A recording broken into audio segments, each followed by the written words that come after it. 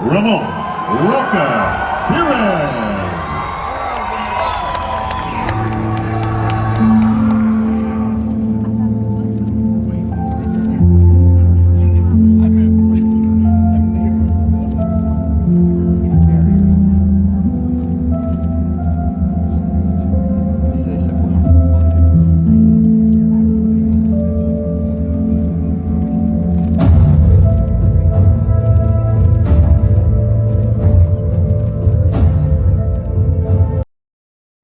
Why do you want to work out?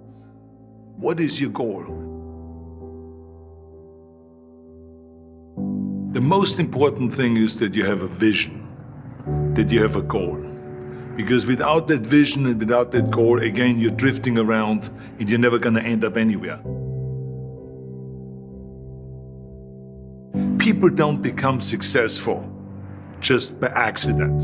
You know, I mean, maybe the guy that found gold in California and started the gold rush, but don't count on that.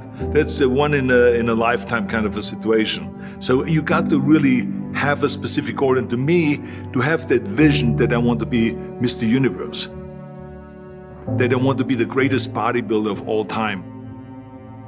That was a great vision, and that specifically to look like Reg Park and to be up there on that stage and to lift the trophy overhead and to win the championship over and over and over again. So that was a great goal. You have to have a goal. Now, it doesn't have to be that specific goal, but it has to have some goal. This is why I always recommend to people, sit down, take your time, and start thinking about, why do you want to work out? What is your goal? And that can be as crazy as it is. It could be, you know, I want to impress girls. If that's your goal, so be it, but it motivates you. It could be that you're emulating a certain, you know, bodybuilder or a certain football player, a certain boxer, whatever it is. Have those pictures put all over the wall like I did when I was a kid. I put pictures of Reg Park and of Sonny Liston, of boxers and of Ali and of powerlifters and weightlifters all over my bedroom, you know, wall. So that every day when I go to sleep, every day when I wake up, I look at those pictures and they motivate me. You need that motivation, and then therefore you have this kind of imprint in front of you all the time, and you know exactly what you're chasing.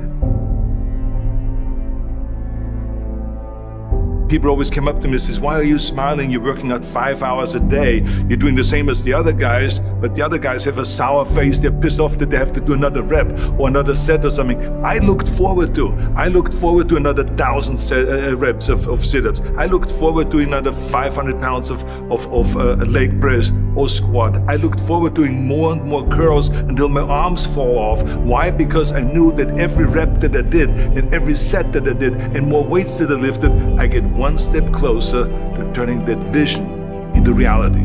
So I was turned on by that. I was excited. I couldn't wait to get to the gym.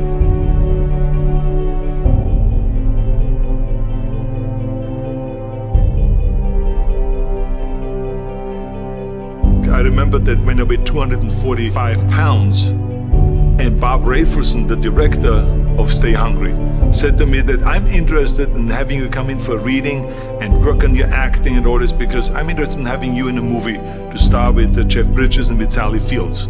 I was delighted about that, and I was excited, and I started pumping up more and more. And then he said, but I don't want you to weigh more than 210 pounds. You want me to be in the movie, but I'm weighing 245, 246. I say, I just won the Olympia, I say, which was 1974, and I was really at my biggest. And but he demanded that, and he says, look, it's very simple. On the day we start shooting, he says, I'm gonna put you on a scale, and if you don't make the 210, you're out, because I have someone else in mind. And I worked on it. I started visualizing myself very clearly as a lean athlete, because that's the only way I could lose that weight and all of a sudden get interested in running more. Because up until that point I ran like 3 miles after training or before training or whatever, but now all of a sudden it was 5 miles, 6 miles, 7 miles, 8 miles, and they even ran mini marathons in order to lose the weight, and I did everything with high reps, and I was watching my diet, what I eat and all those kind of things. And but the day before, I remember we were in Birmingham, Alabama. The day before I was at the YMCA with Bob Rafelson. He was swimming and I was working out and I was running. There was a track there and I was running. He says, let's step on the scale. And I stepped on the scale and I weighed 209. So it just shows you what is possible if you visualize exactly what you want to look like.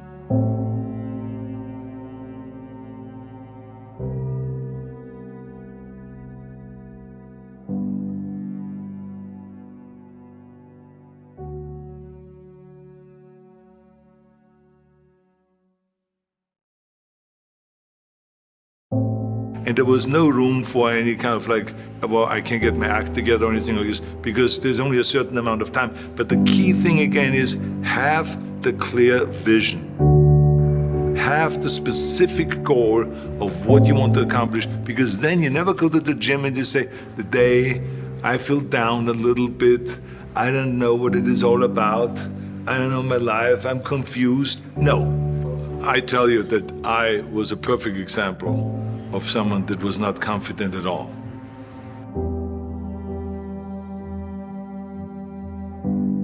I mean, when I was a kid, I was just like any other kid. I had my hang-ups and problems and all this. But when I joined the weightlifting club and I won my first little trophy because I did the best clean and jerk, and then we went to another meet and I won another little trophy, I started feeling like somebody. But the bottom line is, everyone can use the same method, because I used it in politics, I used it in making money, I used it in everything that I've done in the movie business. When you have one little victory, little victories add up, and that is what gives you then ultimately confidence. Well, for me, the most important thing always to have a deadline. So when I, for instance, had a competition, and let's say the competition was in the middle of September, and it was now beginning of summer, so there was no more time to screw around. So there was the time now to get going on a diet, to get going with the training, to not slack off at all, because there was a deadline.